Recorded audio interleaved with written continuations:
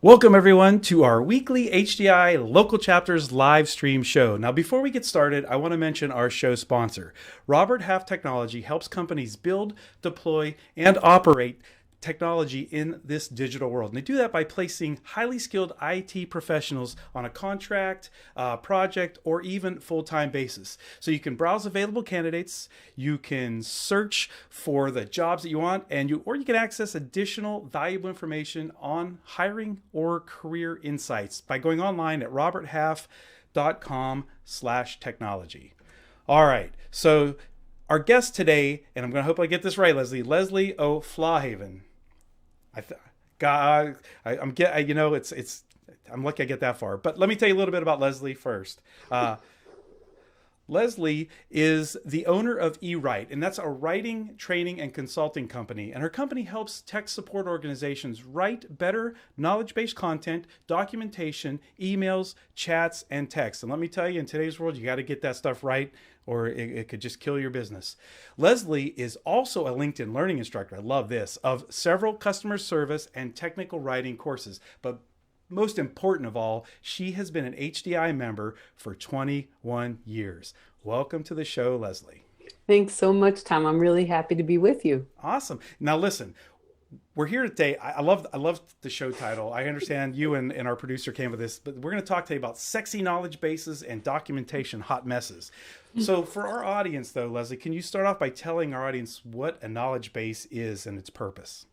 Well, a knowledge base is any kind of storage of information and knowledge you intend to reuse or intend to re-find. So lots of people who are with us today have a knowledge base where a wiki can be a knowledge base of storing knowledge in Salesforce or Zendesk, usually stored at the article level on a single topic. And the knowledge can be facing customers or end users, or it can be internal facing.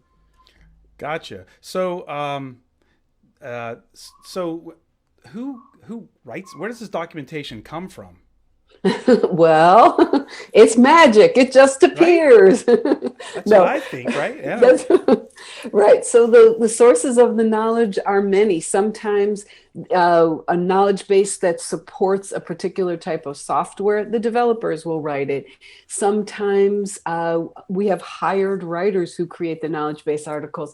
And lots of times we have frontline tech support professionals who are creating and maintaining the knowledge base articles. So it can come from all kinds of sources to create it, to check it for accuracy and usefulness, and to update it when necessary. All right. So I gotta ask you this now. Other than what you said, something about somebody paid to come in and do this, who has got the time to document stuff? I mean, I'm fixing things, I'm helping customers. Who's got the time to do this?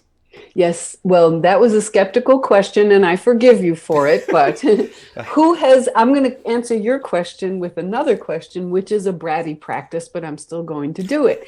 So if you don't document your knowledge, if you don't store it and store it in a findable way, then you have two really foul things happen. One is you get the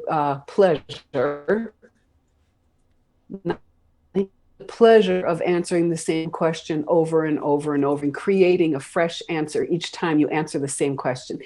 And talk about harming your job satisfaction. That is a tiresome practice.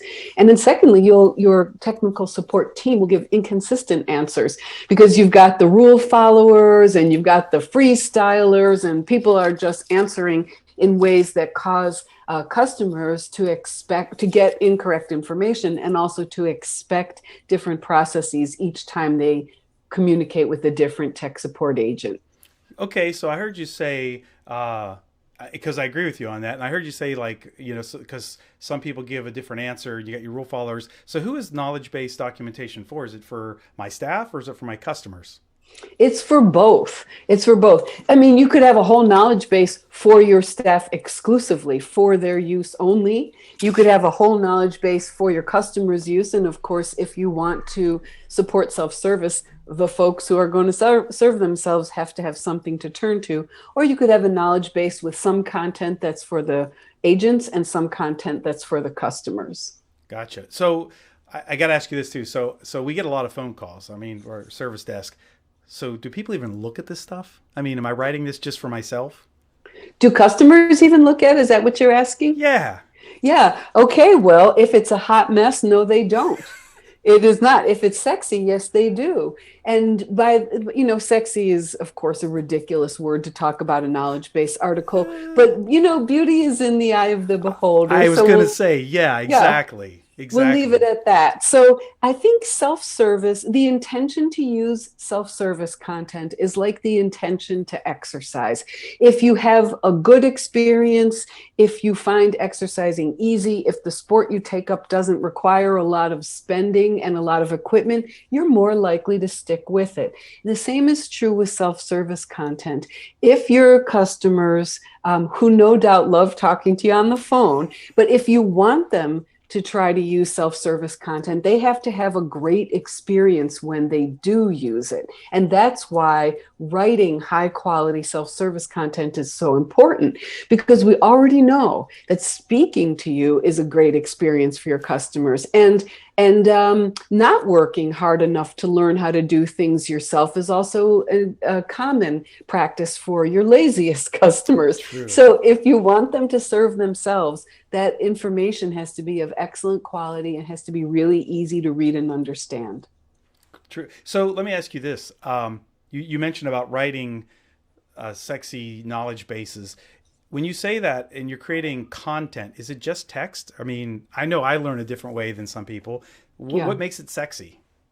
Well, what makes it sexy is if it's easy to use. And now I am regretting the word sexy. I wish I never proposed it in the title. But information is beautiful. Let's leave it there. Yes. Information is beautiful if it's easy to understand. And I caught myself based on your comment. I was about to say to read and understand, but it's true.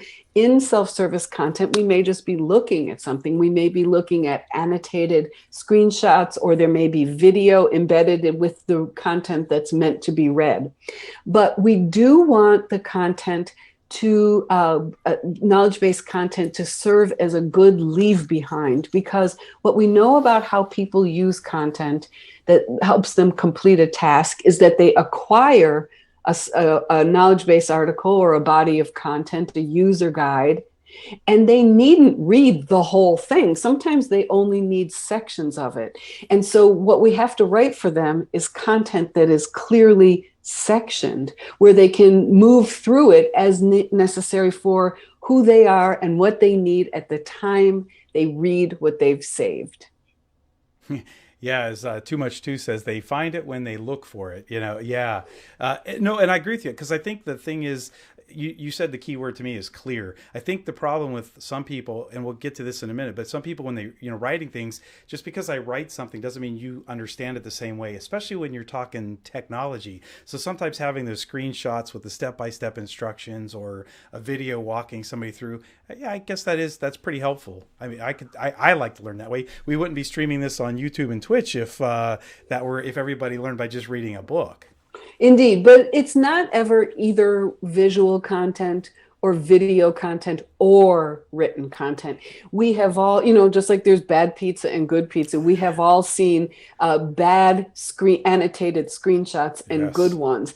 And the skills you're using when you're annotating this screenshot are writing skills. So Yeah, yeah. let's talk about that. So how do you get? I mean, I've gotten a lot better at writing through this community and such, but nowhere near to be able to tell people technically. But so how do I learn to become a better writer for this documentation and knowledge bases? Well, I think you should take encouragement that there's a kind of well-known set of writing skills that documentation or knowledge-based article writers must have. So that if you maybe think, hey, I'm not that great a writer, or I went into tech support because I hate writing and I never wanted to do it, then you should feel encouraged, because there's about 5 or 6 or 7 writing skills you really need. You need to be able to title a knowledge-based article in a clear way that everyone can understand. You need to know how to write section headings in the knowledge-based article. You need to know when to use bullets and when to use numbers. You need to know, another skill would be how to explain a technical term so that you can then use it consistently later in the article, to explain it once so that you can use it later without having to be burdened with the explanation throughout.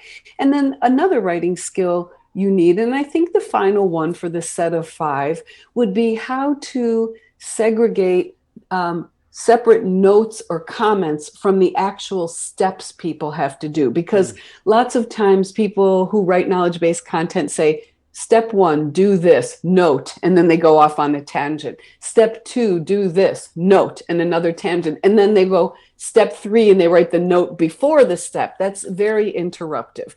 So you have to learn how to gather up those notes or commentaries or conditions and get them out of the way of the actual steps. Okay. And so, you know, we talk about technical, so maybe not everybody on my team can write, and maybe that's not their job. And in our case, we've hired a technical writer.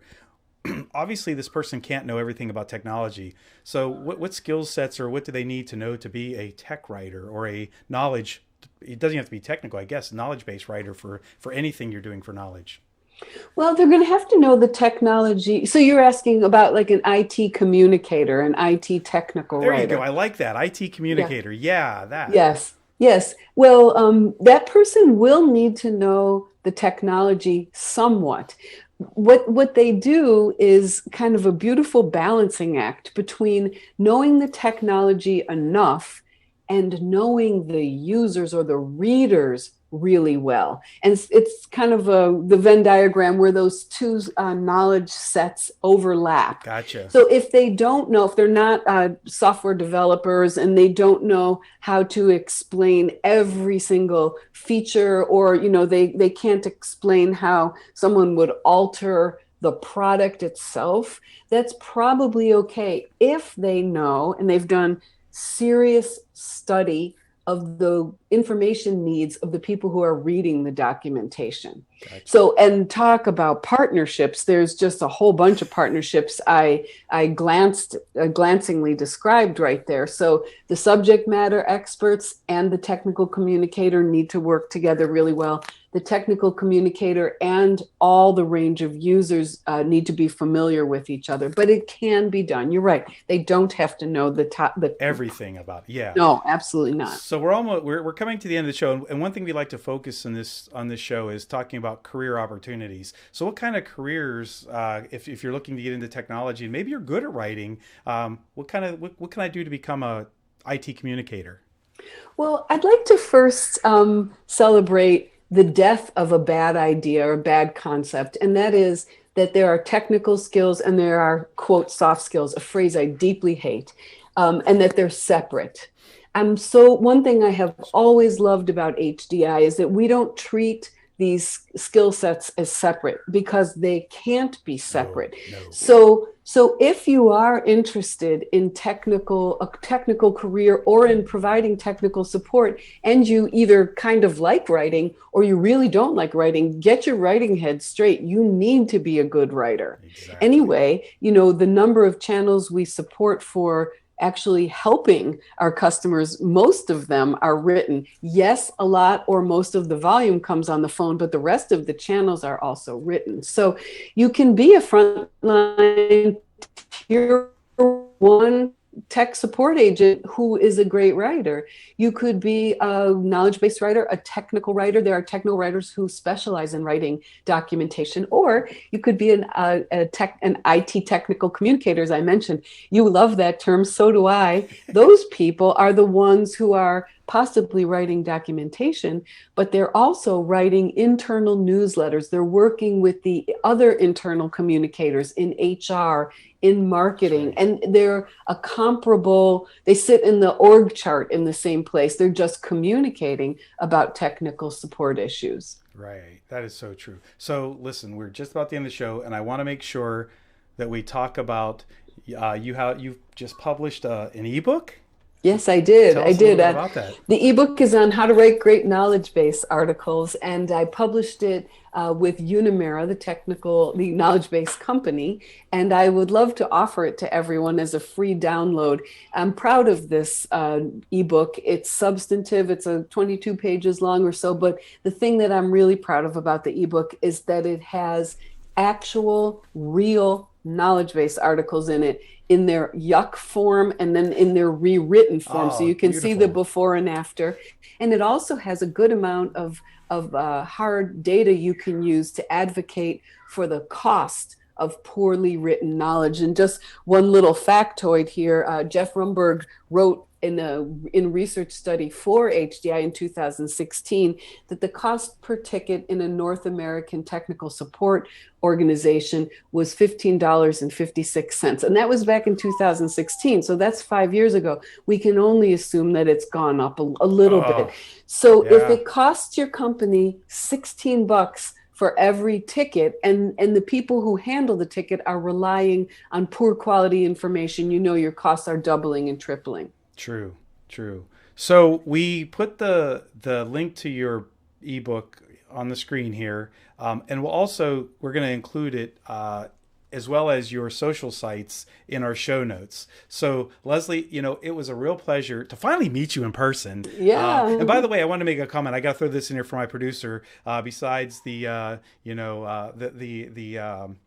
GameStop quotes he wants, but I want to say something for you. You said it was 22 pages long. We call that, as the producer and I call it, that's snackable. That is something that's digestible for squirrels like me. That it's like not a 300-page novel, right? So, Right. but it was a pleasure talking to you, and it was I'm still liking the sexy knowledge bases, the beautiful. I mean, really, it's because that's what you need it to be to make it interesting. We all love that, and it made a good show title too. But so thank you so much for being on our show today.